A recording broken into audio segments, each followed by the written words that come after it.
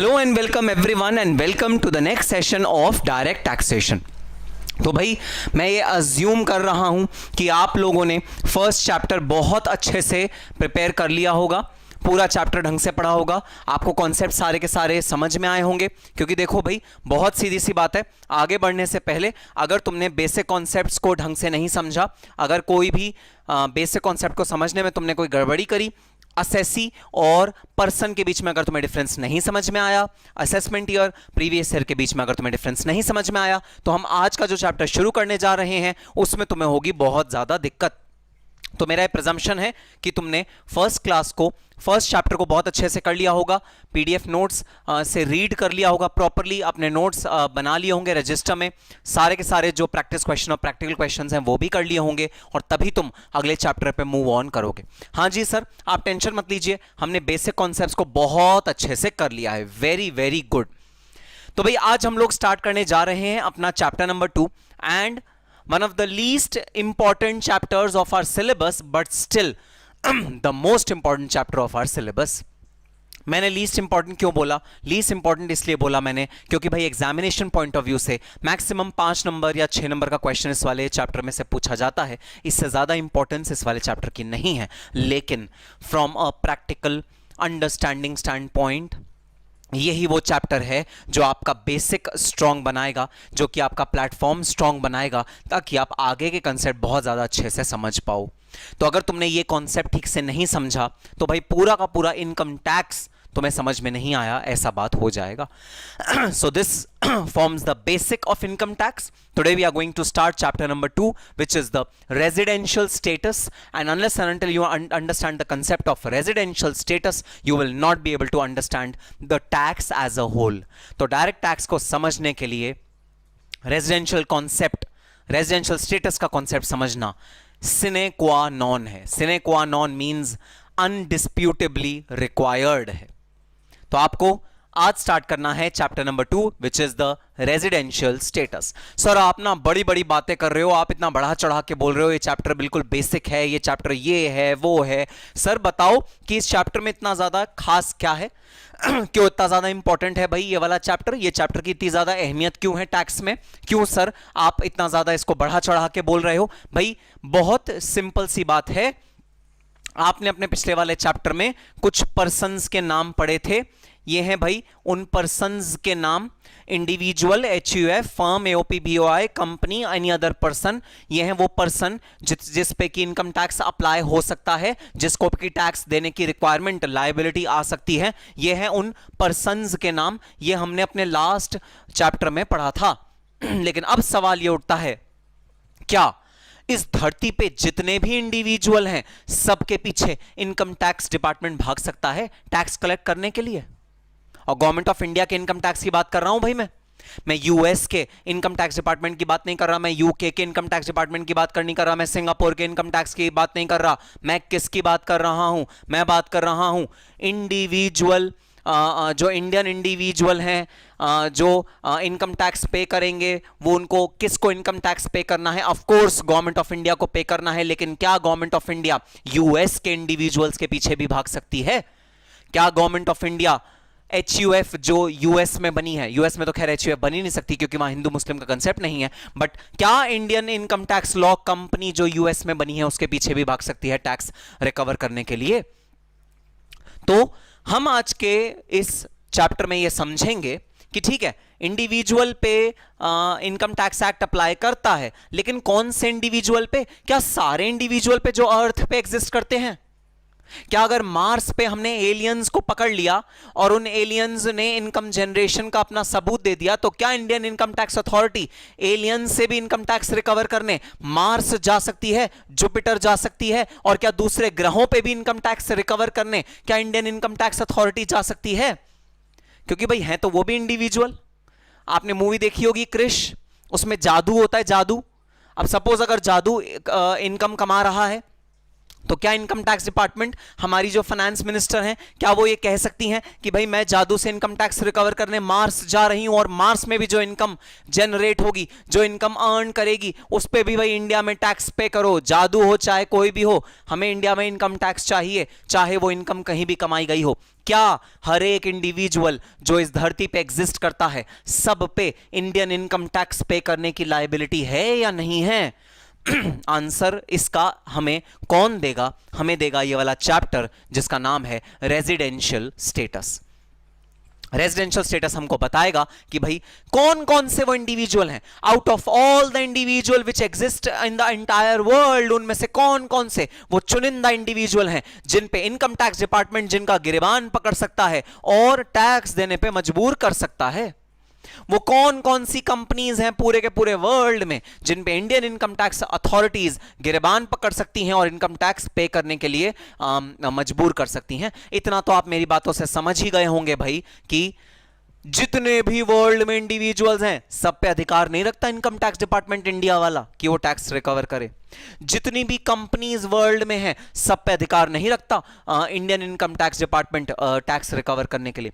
जितनी भी firm AOP BOI हैं पूरे के पूरे वर्ल्ड में सब पे अधिकार नहीं रखता Indian income tax department tax recover करने। अरे उनकी गवर्नमेंट भी तो अधिकार रखेगी। अगर सारा टैक्स तुम ही ले लोगे, अगर इंडियन गवर्नमेंट सारा टैक्स ले लेगी तो यूएस गवर्नमेंट अपने खर्चे कहां से निकालेगी? बताना जरा। नेचुरल सी बात है, you need to have jurisdiction over a person to recover tax from him। jurisdiction का मतलब होता है अथॉरिटी।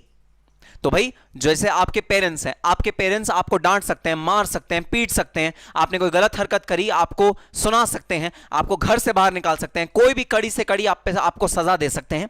लेकिन क्या आपके पेरेंट्स पड़ोसी के घर में जाके पड़ोसी के बच्चे को डांट सकते हैं, मार सकते हैं, क्या उसको सीख दे सकते हैं? आंसर इज नो, क्योंकि आपके पेरेंट्स की अथॉरिटी सिर्फ और सिर्फ आप तक है।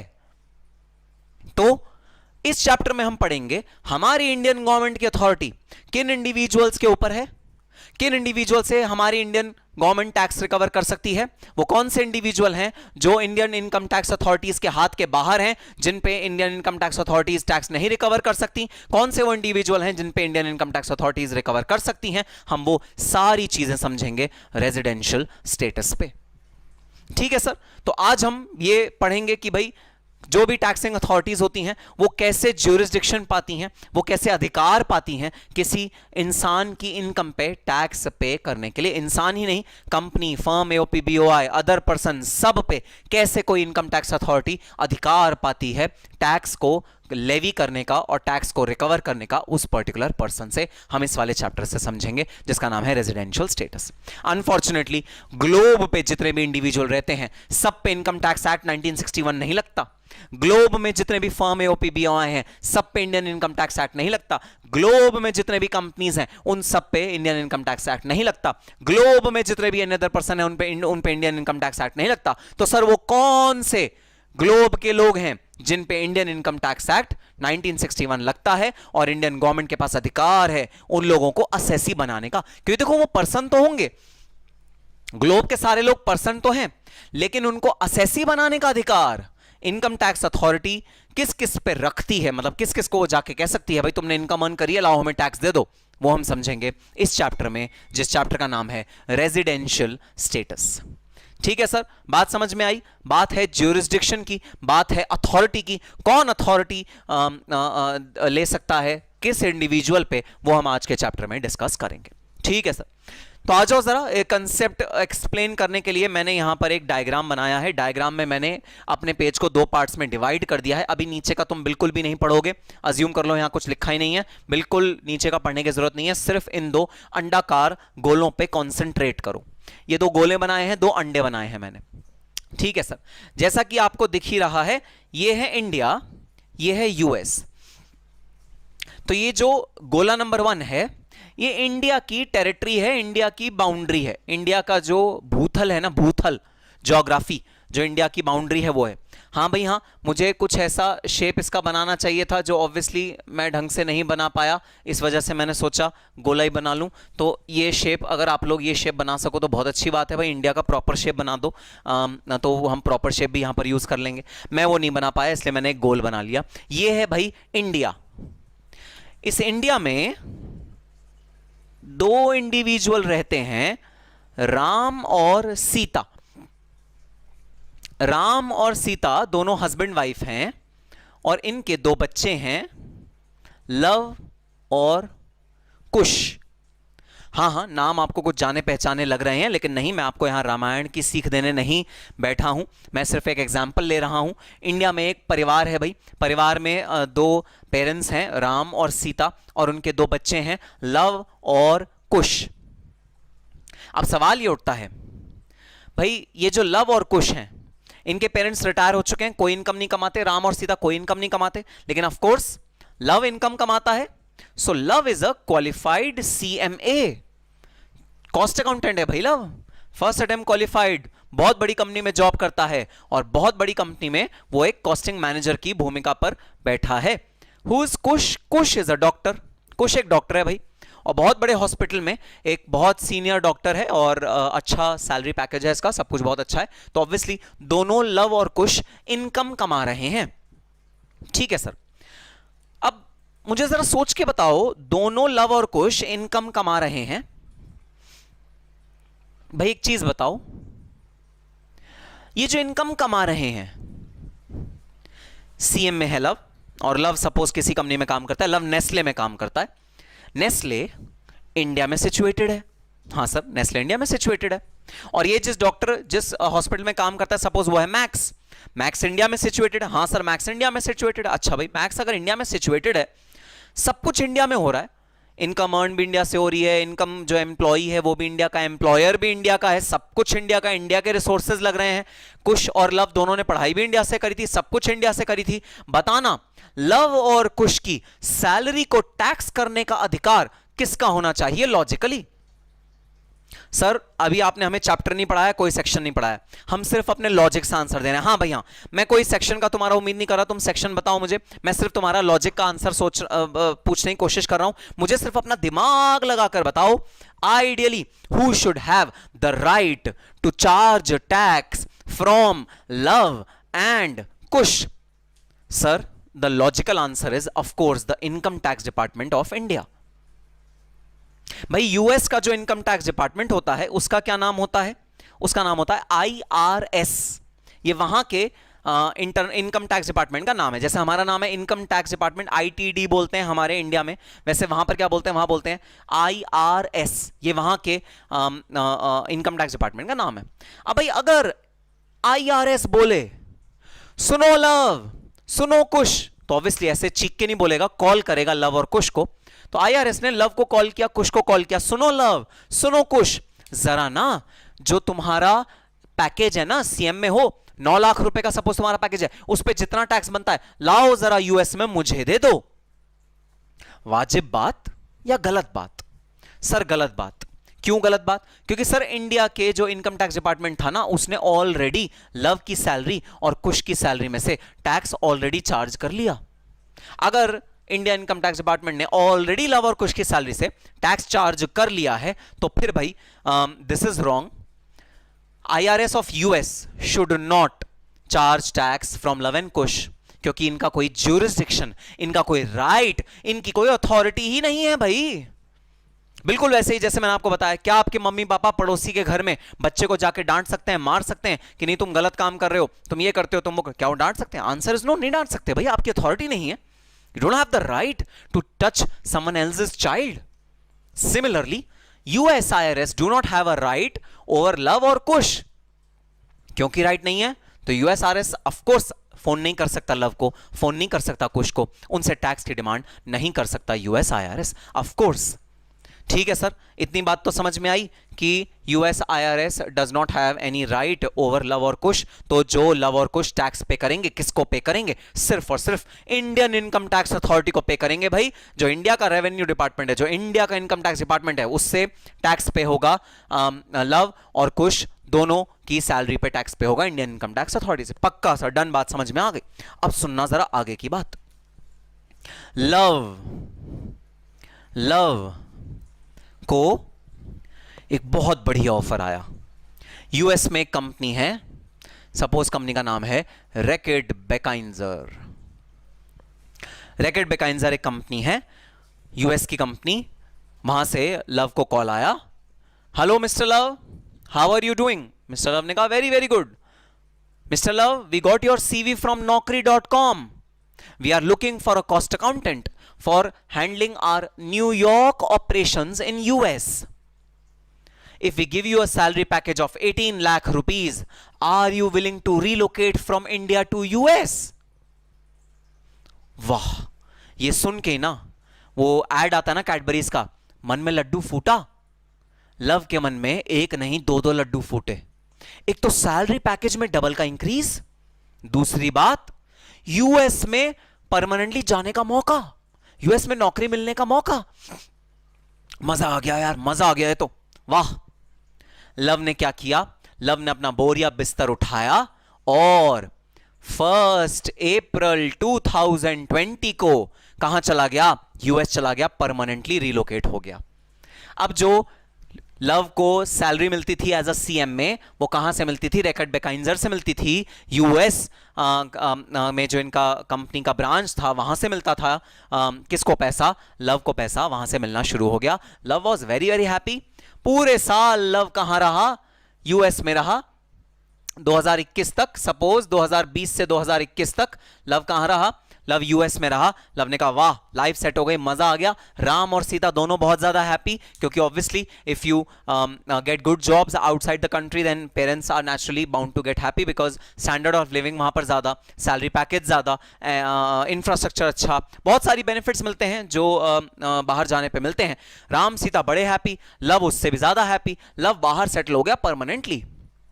अब जैसे ही ये प्रीवियस ईयर खत्म हुआ, ये भाई प्रीवियस ईयर की बात है, इसके बाद असेसमेंट ईयर शुरू हुआ। बताना असेसमेंट ईयर कौन सा शुरू हुआ? 2021-22 असेसमेंट ईयर शुरू हुआ। किस प्रीवियस ईयर के लिए? 20-21 प्रीवियस ईयर के लिए। जैसे ही असेसमेंट ईयर शुरू हुआ वैसे ही भाई इंडियन इनकम टैक्स अथॉरिटीज ने लव को किया call. Hello mister love, how are you doing? Luv ने कहा I am very very good. तो इंडियन इनकम टैक्स अथॉरिटीज ने कहा oh mister Luv, you remember you used to pay tax in our country. जब तुम थे ना यहां तो तुम टैक्स पे करते थे। हां बिल्कुल मैं करता था, बस तो इस साल भी टैक्स पे कर दो हमें। अब की बार लव ने बोला हां बट सर मैं तो ना पिछले साल यूएस रिलोकेट हो गया था, और अभी जब आपका फोन आया ना उससे 5 मिनट पहले आईआरएस वालों का भी मेरे पास फोन आ गया था। कह रहे सुनो लव, जब तक तुम इंडिया में रह रहे थे तब तक तुम इंडिया गवर्नमेंट को टैक्स पे कर रहे थे। अब तुम आ गए हो यूएस तो अब तुम इंडिया की गवर्नमेंट को टैक्स नहीं पे करोगे, तुम यूएस की गवर्नमेंट को टैक्स पे करोगे। लव हो गया कंफ्यूज। इंडिया की गवर्नमेंट को टैक्स पे करें, यूएस की गवर्नमेंट को टैक्स पे करें, इंडिया को पे करें, यूएस की गवर्नमेंट को टैक्स पे करें। अब देखो Indian income tax authorities emotional blackmail कर रही हैं। इमोशनल ब्लैकमेल किसको? लव को, क्योंकि इंडिया में ना इमोशंस पे बहुत कुछ खेला जाता है भाई। इमोशनल ब्लैकमेल देखना कैसे कर रहे हैं। अरे लव, तुम भूल गए अपने देश की माटी, जहां तुमने जन्म लिया, जहां तुमने पूरा बचपन गुजारा। अरे वो सरसों के खेत और वो हरियाली जो इंडिया में है, क्या वो कहीं बाहर है? भूल गए कि तुम हिंदुस्तानी हो? भूल गए? कुछ भी याद नहीं है? अच्छा अब 1 साल तुमने यूएस में क्या बिता लिया, तुम ये भी भूल गए कि तुम एक्चुअली तुम्हारा जो मूल है, तुम्हारा जो बेसिक है वो हिंदुस्तानी है। क्या तुम ये सब भूल गए? और तुम यूएस के हो गए, तुम अंग्रेजों के हो गए। वाह वाह लव वाह, अच्छी तुमने वफादारी निभाई अपने देश के साथ, यह है तुम्हारा पैट्रियोटिज्म। वाह लव वाह। इनकम टैक्स डिपार्टमेंट जो इंडिया का है वो कर रहा है इमोशनल लव को। इमोशनल लव्स इमोशनल कोई भी आदमी इमोशन में बह जाएगा भाई। लव भी इमोशन में बह रहा है। इमोशन में लव कह रहा है हाँ भाई मेरा फर्ज बनता है इंडिया की माटी को, लेकिन मैं आईआरएस को कैसे समझाऊं। आईआरएस वाले तो कह रहे हैं नहीं भाई नहीं, इस साल टैक्स बनेगा तुम्हारा यूएस में, इस साल इंडिया में मत टैक्स पे करना, यूएस में टैक्स पे करना। हाँ मैं पैदा कहाँ हुआ? इंडिया में। हाँ मैंने स्कूलिंग कहाँ करी? इंडिया में करी। हाँ मेरा जो पेरेंट्स हैं वो कह रहे थे इंडिया में रहते हैं। हाँ मेरा जो पुश्तैनी घर है कहाँ पर है? इंडिया में। हाँ मेरा बचपन जो बीता है वो इंडिया में बीता है, लेकिन पिछले 1 साल से मैं यूएस में बैठा हूं। अब 1 अप्रैल 2020 से पहले की जो सैलरी थी वो सारी की सारी इंडिया में टैक्स करवाई है मैंने। एक भी साल ऐसा नहीं किया जब मैंने इंडियन गवर्नमेंट को टैक्स ना दिया हो। लेकिन इस बार जब मैं इस साल में यूएस में बैठा हूं, अब अगली बात ध्यान से सुनना, जब मैंने यूएस के इंफ्रास्ट्रक्चर को यूज करके, यूएस के रिसोर्सेस को यूज करके, यूएस के सारी चीजों को यूज करके इनकम कमाई है, तो क्या मेरा फर्ज यूएस को इनकम टैक्स पे करना है या मेरा फर्ज इंडिया को टैक्स पे करना है? तो तुमसे एक बड़ा सिंपल सा सवाल मैं पूछता हूं, बताना, इमोशंस में मत बहना. Law is against emotions. There is nothing called emotions in law. Law doesn't recognise emotions. तभी आपने देखा होगा इंसाफ की देवी की आंखों में पट्टी बंधी हुई है. इमोशंस में मत आना, इमोशंस में मत आना. कायदे की बात, जेन्युइन बात करना. और तुम्हारी जेन्युइन बात को असरटेन करने के लिए, तुम्हारी जेन्युइन बात को और तुम्हें सोचने में मजबूर करने के लिए तुम्हें एक और एग्जाम्पल देता हूं भाई, भगवान श्री कृष्ण का. भगवान श्री कृष्ण देवकी से जन्मे थे, बट उनकी जो परवरिश हुई, लालन पालन हुआ, जो उनको पूरा देख रेख हुई उनकी, वो मां यशोदा ने करी. तो हम आज अपने जितने भी वैदिक स्क्रिप्चर्स पढ़ते हैं, जितने भी हिंदुइज्म में माइथोलॉजी है, वो सब यही कहती है कि कृष्ण पे जो पहला राइट है वो यशोदा मैया का है. और गाने भी जितने बनते हैं, जितने भी भजन वजन बनते हैं, सब में ये बोलता है यशोमती का लाल. देवकी नंदन बोला जाता है, बट जो प्राइम अथॉरिटी है, जो प्राइम रिस्पॉन्सिबिलिटी है, वो यशोदा की होती है.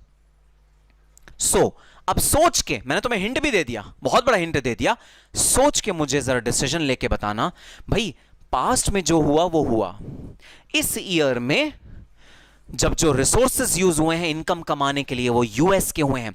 इंफ्रास्ट्रक्चर जो यूज हुआ इनकम कमाने के लिए, यूएस का हुआ है. वो बंदा जो इनकम कमा रहा है, वो जहां मौजूद था, उसके पैर जिस जमीन पे रखे हुए थे, वो यूएस के थे. जो पैसा कमाया जा रहा है वो यूएस की कंपनी से कमाया जा रहा है. इन सब परिस्थितियों के मद्देनजर तुम्हारा क्या जवाब होगा? अभी मैंने तुम्हें कोई सेक्शन नहीं पढ़ाया, अभी मैंने तुम्हें कुछ नहीं पढ़ाया, अभी मैं तुम्हें टेक्निकलिटीज में लेके नहीं गया, तुम्हें लॉ नहीं पता. मुझे बता दो, इन सब परिस्थितियों को देख के तुम्हें क्या लगता है, इस साल previous year 2021, assessment year 21-22, who shall get the right to tax Lav? Should it be the Indian income tax authorities? Should it be the US income tax authorities? Yes, the answer is very clear. The right should be of US income tax authorities. क्यों US income tax authorities? क्योंकि भाई भले ही love पैदा हुआ है India में, पाला पोसा उसको सब इंडियंस ने करा, उसके पेरेंट्स इंडियन थे, एजुकेशन इंडिया में हुई, सीएम में इंडिया से करी, पहली जॉब इंडिया में लगी, सब कुछ इंडिया का था. But during the year in which tax is to be ascertained, जिस पीरियड की इनकम का टैक्स असर्टेन हो रहा है, उस पीरियड में लव कहां था, इनकम कहां कमाई जा रही है, सोर्स, जड़ इनकम की कहां है? जड़ है यूएसए में, ना कि इंडिया में. अगर जड़ है यूएसए में ना कि इंडिया में, तो इनकम टैक्स भी कहां होनी चाहिए? यूएसए में, ना कि इंडिया में. So from here I derive the concept of citizen versus resident.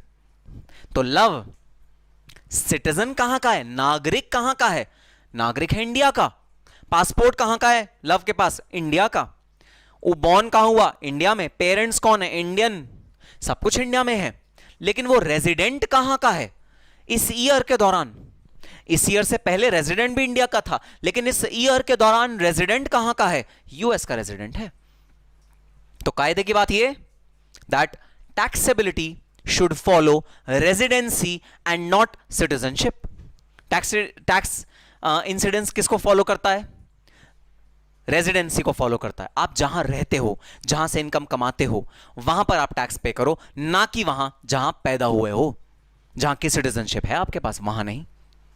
So the Indian income tax act ceases residency not citizenship. हमें कोई फर्क नहीं पड़ता तुम राम सीता के बेटे हो, तुम इंडिया में जन्मे हो, हां तुमने बचपन इंडिया में पाला पोसा है, हमें कोई फर्क नहीं पड़ता. तुम्हें बताओ जिस ईयर की इनकम है उस ईयर में तुम कहां मौजूद थे, इनकम कहां से कमाई, रिसोर्सेज कहां के यूज करे, इंफ्रास्ट्रक्चर कहां का यूज करा, कंपनी जिससे कमाई वो कंपनी कहां की थी, तुम्हारे पैर कहां पर थे जिस समय तुमने इनकम कमाई? US US US US. So US has the right to tax you in that particular year. अब ऐसा हो सकता है मन नहीं लगा लव का, 31 मार्च 2021 मन नहीं लगा लव का, लव ने कहा नहीं नहीं नहीं मेरा भारत महान, मैं वापस भारत जा रहा हूं. 1 अप्रैल 2021 को लव वापस भारत में आ गया, तो बताना 1 अप्रैल 2021 से 31 मार्च 2022 जो अगला साल होगा, अगला प्रीवियस ईयर होगा, पूरे दौरान इंडिया में वापस वो लव आ गया। अब बताना कि अब की बार जो अगला साल होगा जब लव वापस इंडिया में आ गया, तब वापस राइट टू टैक्स किसके पास आ जाएगा? वापस आ जाएगा इंडियन इनकम टैक्स अथॉरिटीज के पास। वापस आ गया। सिटीजनशिप ऐसे नहीं झूलती। सिटीजनशिप तो इंडिया की है तो इंडिया की ही है, लेकिन रेजिडेंसी झूलती रहती है डिपेंडिंग अपॉन आप कितने दिन कहां पर रहते हो। चलो एक एग्जांपल और ले लेते हैं। अब हम लेते हैं यूएस का एग्जांपल। भाई ठीक है सर, आ जाओ जरा अपने यूएस वाले मैप में। अगर तुमको यूएस का मैप थोड़ा सा अच्छा बनाना आता है तो ये मैप अच्छा सा बना लेना भाई यूएस का, ऐसे ओवल सा मत बनाना, यूएस का मैप बना लेना, ठीक है? Okay, so mister Joseph and Mrs. Martha are US citizens। US में रहते हैं, बड़े बड़े यूएस में हैं, दोनों दंपति यूएस में हैं। इन दोनों का एक बेटा है पॉल। इन दोनों का एक बेटा पॉल। पॉल डेफिनेटली कहां बॉर्न अप हुआ है? भाई यूएस में बॉर्न हुआ है, ठीक है? पॉल का बचपन कहां बीता? यूएस में बीता। पॉल ने अपनी जो एजुकेशन पूरी करी कहां पूरी करी? सब कुछ यूएस में पूरा किया। लेकिन पॉल ना एक अपॉर्चुनिटी उसने देखी इंडिया में। क्या अपॉर्चुनिटी देखी? भाई यूपी के एक फार्म हाउस में उसने एक अपॉर्चुनिटी देखी, क्यों ना मैं ऑर्गेनिक फार्मिंग करनी शुरू कर दूं। ऑर्गेनिक फार्मिंग करनी आती थी पॉल को, और पॉल ने देखा India is the most suitable country to do organic farming, क्योंकि यहाँ वेदर बहुत अच्छा है, मिट्टी बहुत अच्छी उपजाऊ है, सारी फसल आसपास है, तो रिसोर्सेज अच्छे से मिल जाते हैं, बीज अच्छे अच्छे मिल जाते हैं, सब कुछ चीजें बहुत अच्छी मिल जाती हैं।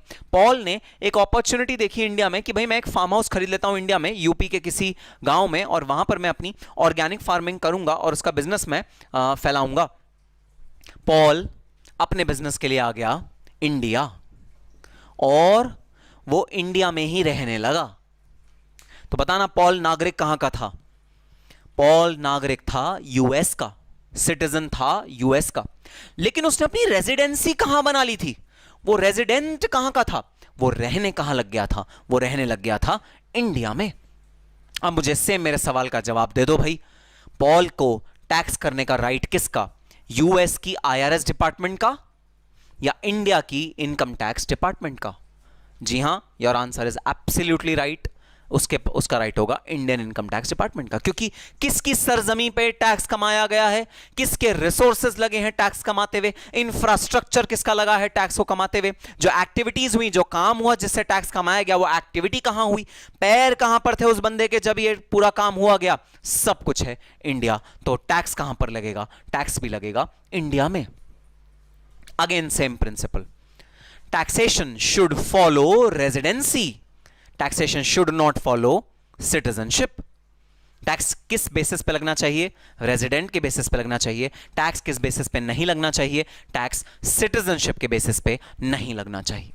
तो यह है जनरल प्रिंसिपल टैक्स को लगाने का। अब आप खुद सोच लो, इंडिविजुअल पूरे ग्लोब में जो भी हैं, क्या सब पे इंडियन इनकम टैक्स अथॉरिटी का राइट है, या सिर्फ वो वाले इंडिविजुअल जो इंडिया में रहते हैं उन पे राइट है इंडियन इनकम टैक्स अथॉरिटी का टैक्स लगाने का? सर, सिर्फ वो लोग जो इंडिया में रहते हैं, इररिस्पेक्टिव ऑफ कि उनकी सिटीजनशिप क्या है। सिटीजनशिप कहीं की भी है, यूके की है, यूएस की है, जापान की है, चाइना की है, कहीं की भी है, अगर वो इंडिया में लोग रहते हैं, उनकी टैक्सेबिलिटी कहां अराइज हो जाएगी? इंडिया में अराइज हो जाएगी। और अगर वो बाहर रहते हैं इंडिया से, तो उनकी टैक्सेबिलिटी इंडिया में नहीं होगी, बाहर होगी, जो भी कंट्री में रहते हैं उस कंट्री में होगी। Similarly HUF, firm, AOPBOI, company, other person, same criteria. कुछ कुछ क्राइटेरियाज हैं जिनके बेसिस पे हम डिटरमाइन करेंगे कि रेजिडेंसी कहां है। सिटीजनशिप इज इररिलेवेंट, सिटीजन आप कहीं के भी हो, मुझे कोई फर्क नहीं पड़ता। अगर आपकी रेजिडेंसी इंडिया में है, मैं आपको टैक्स करवाऊंगा इंडियन इनकम टैक्स अथॉरिटीज के तहत, इंडियन इनकम टैक्स 1961 एक्ट के तहत। ठीक है सर, इतनी सी बात समझ में आ गई। अब समझो जरा एक और, जस्ट तुम्हारे नॉलेज के लिए बता रहा हूं, एग्जाम पर्सपेक्टिव से रेलेवेंट नहीं है। सर, तो आपने कहा कि इंडियन इनकम टैक्स रेजिडेंसी को फॉलो करेगा, सिटीजनशिप को फॉलो नहीं करेगा। बिल्कुल मैंने यही कहा, Indian income tax act residency को फॉलो करेगा, सिटीजनशिप को फॉलो नहीं करेगा। क्या कोई ऐसा देश भी है जो कहे ना ना ना रेजिडेंस नहीं, मुझे तो मेरे सिटीजन्स को टैक्स करना है, मेरा सिटीजन वर्ल्ड में कहीं भी जाके बस जाए, उसकी सारी इनकम मैं टैक्स करूंगा? क्या कोई ऐसा लॉ भी है, क्या कोई ऐसा कंट्री भी है, क्या कोई ऐसा स्टेट भी है जो ये हरकत करता है? जी हां, कुछ स्टेट्स हैं और उसमें से सबसे बड़ा स्टेट है, उसका नाम बोर्ड पे लिखा हुआ है यूएस।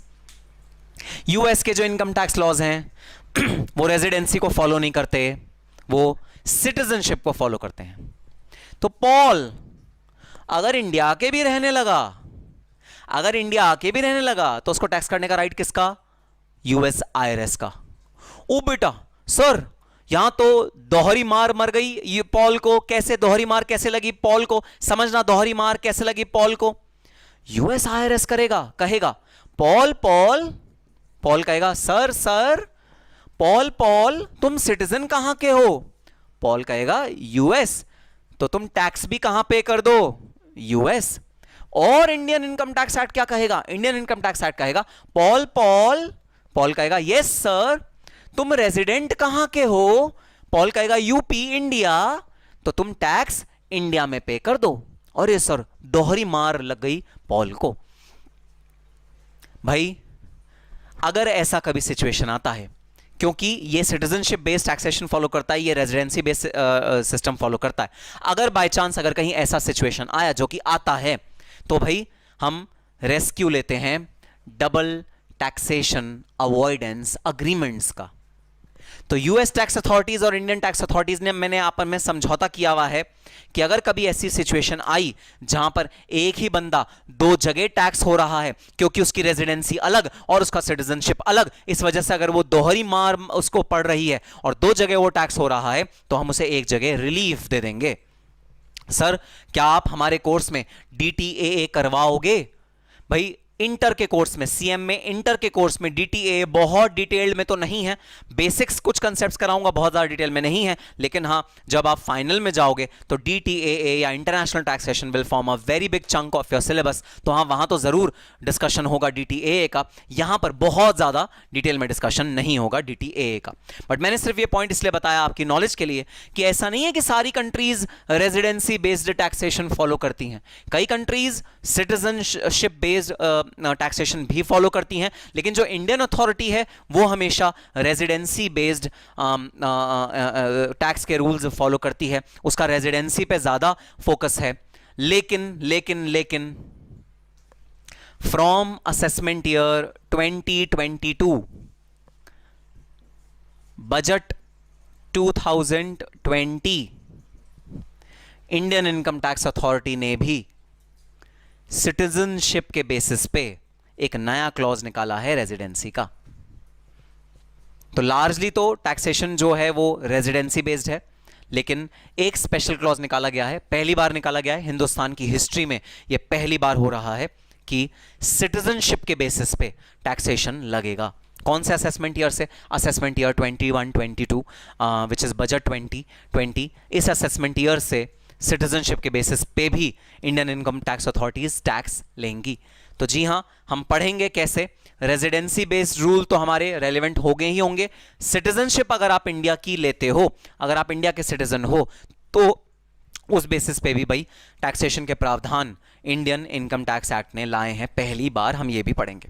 लेकिन ब्रॉड कंसेप्ट क्या अभी भूल जाओ भाई, अभी मैं ज्यादा तुम्हें कॉम्प्लिकेट नहीं करना चाहता, पहली क्लास है तो मैं बहुत ज्यादा प्रेशर नहीं देना चाहता। अभी सिर्फ तुम बेसिक चीज याद रखो, इनकम टैक्स किस चीज को फॉलो करता है? इनकम टैक्स रेजिडेंसी को फॉलो करता है, सिटीजनशिप को इनकम टैक्स नहीं फॉलो करता। सिटीजन तुम कहीं के भी हो, हमें कोई फर्क नहीं पड़ता। अगर तुम रेजिडेंट इंडिया के हो, मतलब अगर तुम इंडिया का इंफ्रास्ट्रक्चर यूज करो, इंडिया का रिसोर्स यूज कर रहे हो, जो एक्टिविटी तुम कर रहे हो जिससे पैसा कमाया जा रहा है वो इंडिया में हो रही है, तुम्हारा पैसा इंडिया से ही आ रहा है, तुम खुद भी इंडिया में खड़े हो, अगर तुम इंडिया का रेजिडेंस रूल फॉलो करते हो, तो तुम टैक्स भी कहां पे करोगे? इंडिया में। हमें फर्क नहीं पड़ता तुम जोसेफ हो, तुम मारिया हो, तुम मार्था हो, या तुम मोहन हो, राम हो, श्याम हो, तुम कौन हो, हमें कोई फर्क नहीं पड़ता। If you are a resident in India you will pay tax in India. If you are a non-resident in India, तुम इंडिया के रेजिडेंट नहीं हो, you will not pay tax in India. हमारा सिंपल सा गोल्डन रूल ये है। So this is how residency follows the jurisdiction. Jurisdiction will be applicable based on residential status. Whatever is your residential status, that will give right to the taxing authority. Taxing authority को right देगा tax levy करने का। This is the concept of residential status under the Indian Income Tax Act 1961.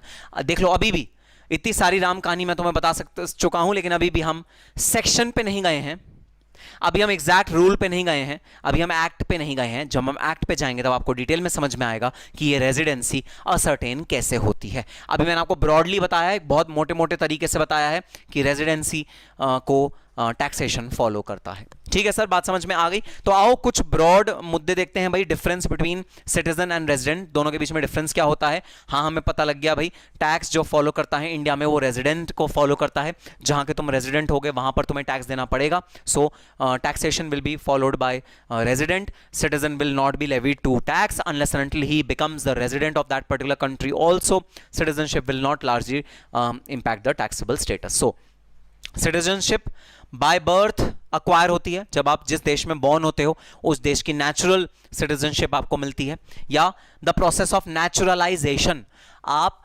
Naturalisation के process में उस country के citizen बन गए। तो फॉर एग्जांपल कई कंट्रीज ये कहती हैं भाई अगर तुम हमारे देश में 5 साल तक रह गए तो हम तुम्हें सिटीजनशिप दे देंगे। या फिर जैसे यूएस में एक भाई रूल हुआ करता था, अगर आप यूएस में मैरिज कर लो, अगर आपका स्पाउस यूएस का है तो आपको नेचुरली एक अधिकार मिल जाता है यूएस की सिटीजनशिप लेने का। अदरवाइज आप यूएस के सिटीजन नहीं हो, आप इंडिया के सिटीजन हो। आप घूमने जाओ वहां पर इंडिया के सिटीजन की तरह, आप यूएस के सिटीजन नहीं कहलाओगे, इंडिया के सिटीजन कहलाओगे। तो या तो बाय बर्थ हो, आप पैदा ही उस कंट्री में हुए हो तो आप वहां के सिटीजन हो गए, या नेचुरलाइजेशन, आपने कोई ऐसा काम किया जिससे आप वहां के सिटीजन बन गए, which is prolonged stay in some other country. तो कई कंट्री कहती है 10 साल अगर तुम वहां रह गए तो हम तुम्हें वहां की सिटीजनशिप दे देंगे। जैसे भाई भूटान से तिब्बतियन मॉन्क्स इंडिया आए थे, चाइना से तिब्बतियन मॉन्क्स इंडिया आए थे, जो दलाई लामा का पूरा ज़खीरा यहाँ पर आया था और उनको इंडियन गवर्नमेंट ने शरण दी थी, उनको जगह जगह रहने का राइट दिया था। भाई ऑब्वियसली उन लोगों को ही इंडियन गवर्नमेंट ने फिर सब्सिक्वेंटली सिटीजनशिप भी दी इंडिया की, ये कह के कि ठीक है अब तुम इंडिया के ही सिटीजन हो और तुम यहाँ पर सेफली रह सकते हो बिना किसी चिंता के। सो या तो आप बॉर्न हो किसी कंट्री में या प्रोसेस ऑफ नेचुरलाइजेशन तो आप सिटीजन बन जाते हो। अच्छा, रेजिडेंट बनने के लिए क्या चाहिए? ना बर्थ चाहिए, ना शादी करने की जरूरत है वहां के स्पाउस से, ना वहां बहुत लंबे समय तक रहने की जरूरत है। भाई कुछ पीरियड आप वहां स्पेंड कर दो एक ईयर में, एक पूरे साल में कुछ पीरियड वहां स्पेंड कर दो, कुछ महीने वहां पर स्पेंड कर दो, आप वहां के रेजिडेंट बन जाओगे।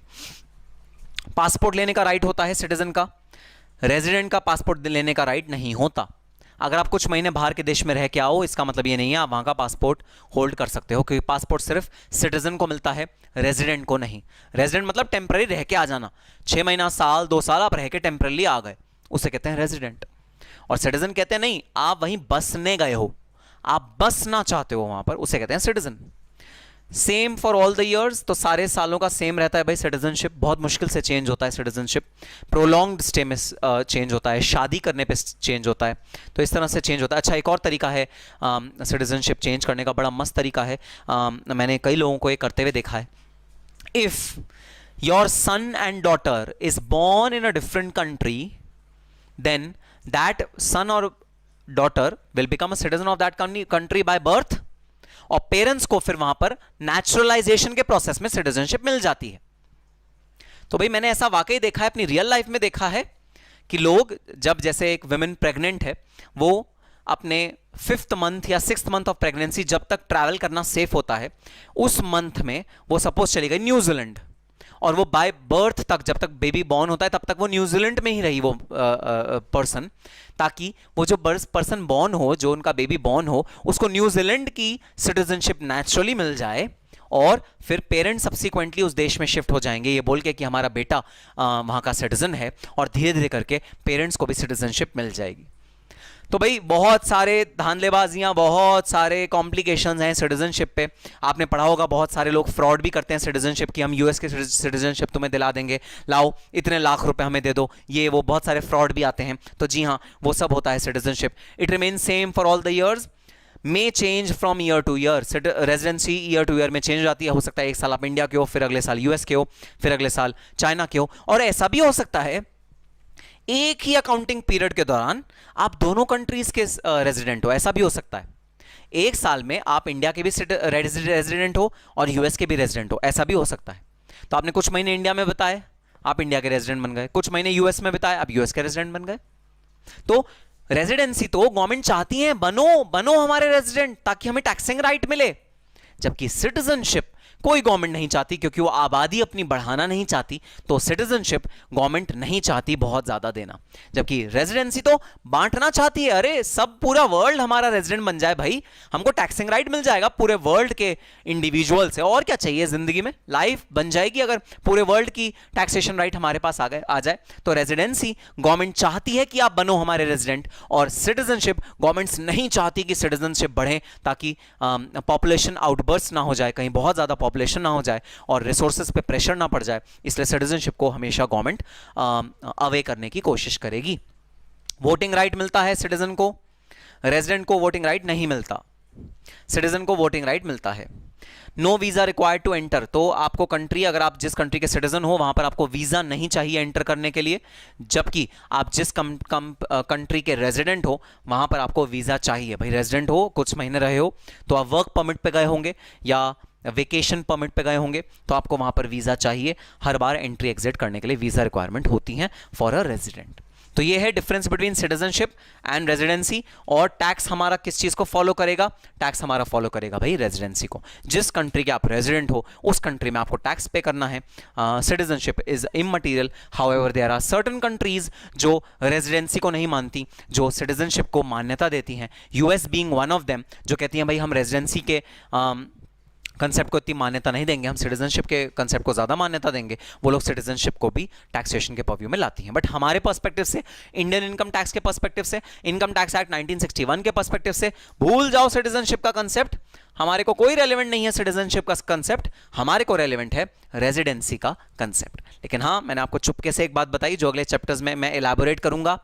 एक क्लॉज चुपके से इंसर्ट कर दिया है इनकम टैक्स अथॉरिटीज ने, जहां पर सिटीजन को भी टैक्सिंग राइट, सिटीजन का भी टैक्सिंग राइट इंडियन अथॉरिटीज ने ले लिया है, जो हम सब्सिक्वेंटली पढ़ेंगे। बट बहुत छोटा सा है, बहुत माइनर सा है, तो बहुत बड़ा इंपैक्ट नहीं डाल रहा। अल्टीमेटली हम रहते तो भाई रेजिडेंस वाली कैटेगरी में ही हैं, जहां पर टैक्सेशन हम रेजिडेंट के बेसिस पे ही डिसाइड करेंगे।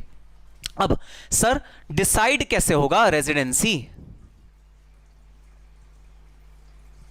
रेजिडेंसी फैक्टर डिसाइड कैसे होगा कि कौन है इंडिया का रेजिडेंट, कौन है बाहर का रेजिडेंट, ये डिसाइड कैसे होगा भाई। इंडिविजुअल के केस में तो पीरियड ऑफ स्टे, आप पूरे साल में कितने महीने इंडिया में रहे हो, कितने महीने बाहर रहे हो, बस। अगर आपने इतने महीने, मैं आपको बताऊंगा रूल क्या है, इतने महीने इंडिया में आप रह गए, हम मानेंगे इंडिया में रेजिडेंट हो, इनकम पे इंडिया में टैक्स दो। तो इंडिविजुअल के केस में पीरियड ऑफ स्टे।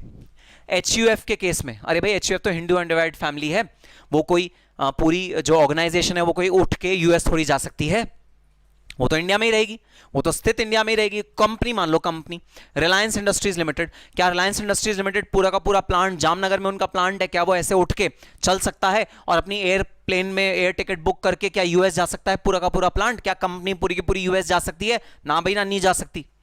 तो पीरियड ऑफ स्टे तो नहीं हो सकता एचयूएफ के केस में। हाँ भाई, तो पता है एचयूएफ के केस में और कंपनी के केस में, एओपी के केस में, ये जो आर्टिफिशियल पर्सन होते हैं इनके केस में क्या रेलेवेंट क्राइटेरिया होता है? Control and management. कौन है वो लोग जो कंट्रोल एंड मैनेजमेंट कर रहे हैं? क्या वो इंडिया से कंट्रोल एंड मैनेजमेंट कर रहे हैं या बाहर से बैठ के कंट्रोल मैनेजमेंट कर रहे हैं? तो जो बोर्ड ऑफ डायरेक्टर्स हैं एचयूएफ के केस में भाई, जो मेंबर्स होते हैं एचयूएफ के, वो कहां डिसीजन ले रहे हैं? अल्टीमेटली बात यह आ जाती है कि जो एक्टिविटी हो रही है जिससे पैसा अर्न हो रहा है वो इंडिया में हो रहा है या बाहर हो रहा है, बस। मैन्युफैक्चरिंग कहां हो रही है, बोर्ड ऑफ डायरेक्टर्स कहां बैठ के मीटिंग करते हैं, शेयर होल्डर्स की मीटिंग कहां कन्वीन होती है, ये रेलेवेंट फैक्टर्स होते हैं रेजिडेंसी डिसाइड करने के आर्टिफिशियल पर्सन के केस में। क्योंकि आर्टिफिशियल पर्सन उठ के एयर टिकट बुक करके बाहर नहीं जा सकता, इसलिए आर्टिफिशियल पर्सन अपने कंट्रोल एंड मैनेजमेंट के बेसिस पर ही अपना रेजिडेंशियल स्टेटस डिसाइड करता है। तो कंट्रोल एंड मैनेजमेंट एचयूएफ का कहां है, उसके बेसिस पे हम डिसाइड करेंगे कि एचयूएफ की रेजिडेंसी इंडिया में है या बाहर है। प्लस एक और एडिशनल क्राइटेरिया होता है भाई एचयूएफ के केस में, क्योंकि एचयूएफ के केस में कर्ता इज द मेन पर्सन जिसका होल्ड है। कर्ता is the main family member, जो सबसे इंपॉर्टेंट फैमिली मेंबर है, जो सबसे मेन, जो दादाजी होते हैं, बड़े फैमिली के मेंबर होते हैं, जो डिसीजन लेने का सबसे बड़ा अधिकार रखते हैं, जिनका डिसीजन पूरी फैमिली को मानना ही मानना पड़ता है, उनका पीरियड ऑफ स्टे भी हम देखेंगे। तो दोनों चीजें देखेंगे, कंट्रोल मैनेजमेंट भी देखेंगे और जो कर्ता होगा उसका पीरियड ऑफ स्टे भी देखेंगे, क्योंकि यहां ये इंपॉर्टेंट बंदा इन्वॉल्व है। Next, firm, partnership firm, AOP, BOI, इसमें क्या देखेंगे भाई? Again control and management of affairs. आपके कंट्रोल एंड मैनेजमेंट क्या है अफेयर्स में, अफेयर्स के वो चीज़ हम देखेंगे टू असर्टेन आपकी रेजिडेंसी कहाँ है।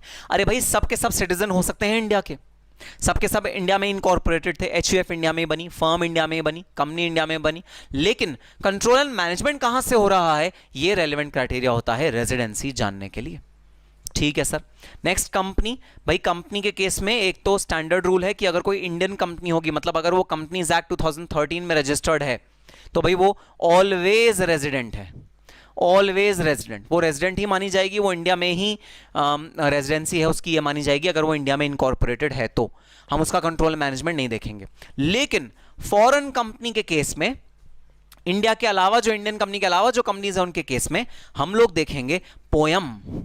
पोयम, हाँ सर कविता, आप कविता भी सुनाएंगे इस चैप्टर में? हाँ भाई हाँ, बड़ी अच्छी कविता तुम्हें सुनाऊंगा मैं इस चैप्टर में।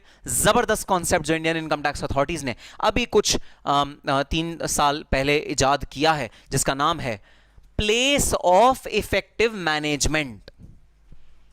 प्लेस ऑफ इफेक्टिव मैनेजमेंट, हाँ भाई हाँ, सिमिलर बात वही जो हम डिस्कस कर रहे थे कंट्रोल मैनेजमेंट, सिमिलर बात, कुछ चेंजेस जो मैं बताऊंगा। लेकिन अल्टीमेटली फॉरेन कंपनी अगर रजिस्टर्ड बाहर है लेकिन अगर उसका प्लेस ऑफ मैनेजमेंट इंडिया में हो गया तो मैं उसको टैक्सेबल कहां मानूंगा? इंडिया में टैक्सेबल मानूंगा। सो इंडियन कंपनी तो चाहे कहीं भी कर लो कंट्रोल मैनेजमेंट, चाहे बाहर भी ले जाओ, बाहर कंट्रोल मैनेजमेंट कर लो, बोर्ड ऑफ डायरेक्टर्स बाहर बैठे, कोई टेंशन नहीं है, हमेशा रेजिडेंट रहेगी, हमेशा वो रेजिडेंसी के रूल में रेजिडेंट रहेगी। फॉरेन कंपनी पोयम के रूल्स के अकॉर्डिंग देखी जाएगी, अगर वो पोयम रूल्स में फॉल कर गई और पोयम उस पर लग गया तो फिर वो इंडिया की रेजिडेंट हो जाएगी, अदरवाइज वो बाहर की रेजिडेंट रहेगी। And last any other person, बहुत सारे और पर्सन होते हैं भाई, हमने एक पढ़ा था आर्टिफिशियल ज्यूरिडिकल पर्सन, हमने एक पढ़ा था जो लोकल बॉडीज होती हैं, लोकल अथॉरिटीज होती हैं, वो वाली अथॉरिटीज, तो कोई भी और पर्सन है तो उसमें वो कौन सा क्राइटेरिया रहेगा भाई? Control and management of affairs. कहां से कंट्रोल एंड मैनेजमेंट रेगुलेट हो रहा है, गवर्न हो रहा है, हम मानेंगे ये वाली कंपनी या ये वाली आर्टिफिशियल ज्यूरिडिकल पर्सन वही का रेजिडेंट है। क्योंकि मेन मुद्दा क्या है? मेन मुद्दा यह है, तुम बताओ इनकम का सोर्स क्या है, तुम इनकम कमा कहां से रहे हो, जहां से तुम इनकम कमा रहे हो उसी को राइट मिलना चाहिए टैक्स लेने का। तुम पैदा कहां हुए, शुड बी इररिलेवेंट। तुम्हारे मां बाप कौन है, शुड बी इररिलेवेंट। तुम्हारा एजुकेशन कहां हुआ, शुड बी इररिलेवेंट। तुम इनकम कहां से कमा रहे हो, that is the relevant criteria while deciding the residential status of a particular person. तो भाई ये है इंपॉर्टेंस इस चैप्टर की। अभी तो हमने चैप्टर शुरू भी नहीं किया, अभी तो लॉ शुरू भी नहीं किया, अभी तो मैंने सिर्फ आपको बेसिक चीजें बताई हैं रेजिडेंसी के बारे में। आई होप आपने ये सब कॉपी कर लिया होगा अपने रजिस्टर में। तो हाँ, ये था basic concept of residential status. हम लोग अपने अगले सेशन में, अपने अगले लेक्चर में स्टार्ट करेंगे रेजिडेंसी के रूल्स, क्या रूल्स हैं, इंडिविजुअल को रेजिडेंसी कैसे डिसाइड करी जाती है, एचयूएफ की कैसे डिसाइड करी जाती है, फर्म, एओपी, बीओआई, सबकी एक एक करके रेजिडेंसी कैसे डिसाइड होती है, ये हम देखेंगे। फायदा क्या? फायदा ये, जितने ज्यादा लोगों की रेजिडेंसी तुम इंडिया में ले आओगे उतना इंडिया का रेवेन्यू बढ़ जाएगा, उतना इंडिया की आमदनी बढ़ जाएगी गवर्नमेंट की। कोशिश करना ज्यादा से ज्यादा लोगों को इंडिया का रेजिडेंट बना दो। अगर ज्यादा से ज्यादा लोगों को इंडिया का रेजिडेंट बना दोगे, इंडिया की गवर्नमेंट खुश हो जाएगी, उसकी आमदनी बढ़ जाएगी। तो हां, हम नेक्स्ट लेक्चर्स में पढ़ेंगे what are the rules, what are the sections, what are the laws regarding residential status. So ठीक है, that's all for this particular session। हम लोग मिलेंगे अपने अगले सेशन में। Till that time, all the very best and happy studying।